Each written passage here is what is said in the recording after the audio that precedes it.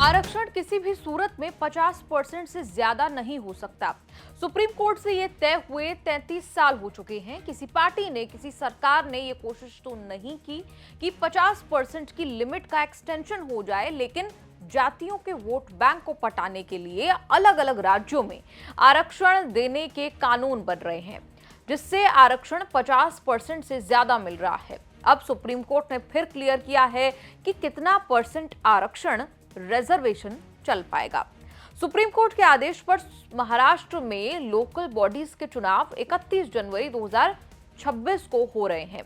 चुनाव में आरक्षण को लेकर विवाद पहुंचा नेक्स्ट चीफ जस्टिस सूर्यकांत और जस्टिस जॉय मौल्या बागची की बेंच पे। इतना रायता फैला कि बेंच के जजों ने साफ साफ कह दिया कि हमने कभी 50% से ज्यादा आरक्षण की इजाजत नहीं दी। आरक्षण 50% से ऊपर कैसे जा सकता है?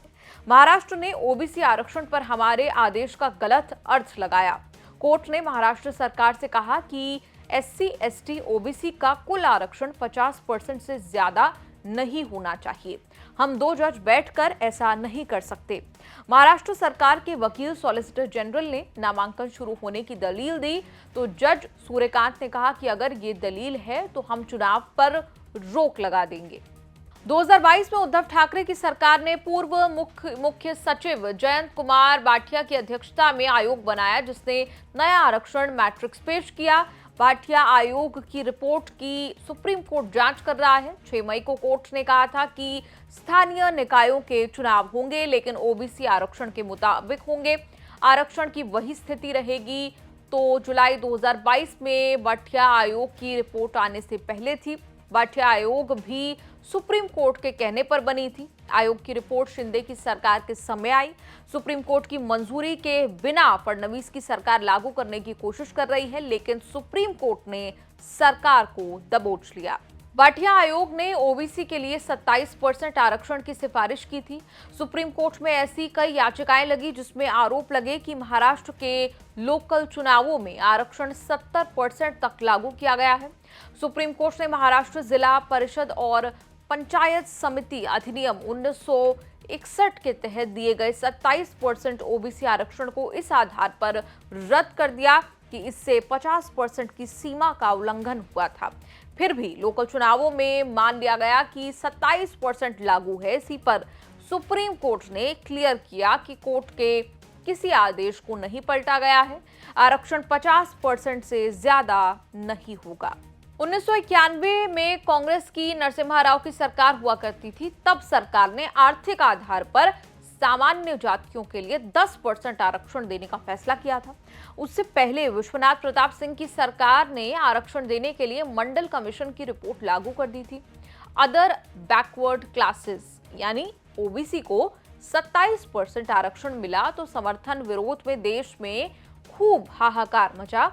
देश की राजनीतिक, सामाजिक, आर्थिक स्थितियां बदल गई। आरक्षण के खिलाफ भरपूर विरोध के बाद भी वीपी सिंह की सरकार टस से मस नहीं हुई। दिल्ली की वकील इंदिरा साहनी ने उसी आरक्षण के खिलाफ सुप्रीम कोर्ट में जनहित याचिका लगाई थी। इंदिरा साहनी के नाम से चर्चित मुकदमे में सुप्रीम कोर्ट के 9 जजों की बेंच ने 6-3 से जजमेंट दिया। नरसिम्हा राव की सरकार के 10% आरक्षण के फैसले को तो बरकरार रखा, लेकिन उसी जजमेंट में फिक्स कर दिया देश में आरक्षण किसी भी सूरत में 50% से 50% से ज्यादा नहीं हो सकता। आरक्षण मामले में इंदिरा साहनी केस का ही जिक्र होता रहा, लेकिन कोर्ट ने या किसी सरकार ने 1992 का आदेश बदलने या पलटने की नहीं सोची। इतने दिनों में बस एक बदलाव हुआ। 2019 में मोदी सरकार ने 10% ईडब्ल्यूएस यानी साल में 8 लाख से कम कमाने वाले आर्थिक रूप से कमजोर लोगों के लिए आरक्षण की व्यवस्था बनाई। सुप्रीम कोर्ट ने इसे बरकरार रहने दिया। देश में अभी तो आरक्षण लागू है, उसमें अनुसूचित जाति यानी एसटी को 15%, अनुसूचित जनजाति यानी एसटी को 7.5%, ओबीसी को 27% आरक्षण मिल रहा है। आर्थिक रूप से कमजोर वर्ग यानी ईडब्ल्यूएस को 10% आरक्षण मिलता है। कुल मिलाकर सारा आरक्षण मिलाकर 59.5% होता है। जाति के नाम तो 50% ही है, लेकिन 10% आरक्षण का आधार आर्थिक है। आज जातियों वाली राजनीति में आरक्षण की 50% लिमिट हर पार्टी, हर सरकार के लिए बंधन की तरह है, लेकिन कोई तोड़ने के लिए कुछ करने की हिम्मत नहीं जुटा रहा। राहुल गांधी एलानिया बोल चुके हैं कि सत्ता में आए तो 50% आरक्षण की लिमिट तोड़ने के लिए काम करेंगे, लेकिन ना उनकी सत्ता आई, ना नियम टूटा, ना नियम बदला। जिन जातियों को मंडल कमीशन से आरक्षण का लाभ नहीं मिला, उन्होंने लगातार आंदोलन किए। आंध्र में मुस्लिम, महाराष्ट्र में मराठा, राजस्थान में जाट, गुजरात में पाटीदार आरक्षण के लिए आंदोलन होते रहे। कई राज्य सरकारों ने आंदोलन के आगे झुकते हुए आरक्षण दिया भी, लेकिन सुप्रीम कोर्ट में चैलेंज होते ही सारे आरक्षण रद्द होते रहे। राज्य सरकारों ने ओबीसी में नई नई जातियों को शामिल करके आरक्षण का फायदा पहुंचाया। मुसलमानों को भी इसी तरह से 9 राज्यों में आरक्षण मिला, लेकिन सारे ऐलान गिरते रहे। बस ये तरकीब काम कर रही है कि आरक्षण से बाहर वाली जातियों को ही SC, ST, OBC बना दो, ताकि आरक्षण भी मिले और नियम भी ना टूटे। कोर्ट कचहरी के इस एपिसोड पर आपका क्या कुछ कहना है, क्या राय है? कमेंट्स में लिखकर अपनी राय जरूर दें।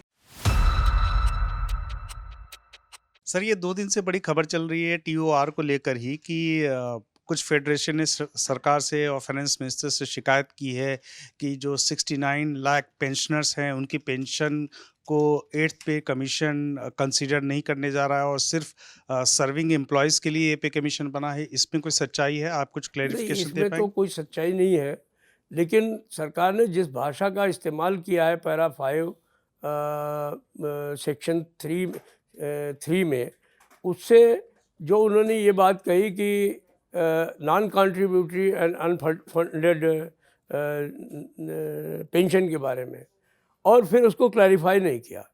जैसे 7वें वेतन आयोग में उन्होंने सीधे तौर पे कहा था, 6ठे वेतन आयोग में सीधे उन्होंने कहा था कि हम पेंशनर्स की पेंशन को रिवाइज करने के लिए भी जो है वो इसका ये पे कमीशन विचार करेगा।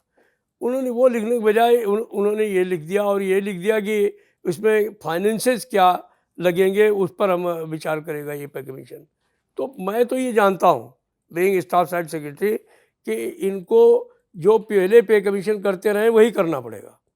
पेंशन के बारे में, उसके सुधार के बारे में विचार करना पड़ेगा।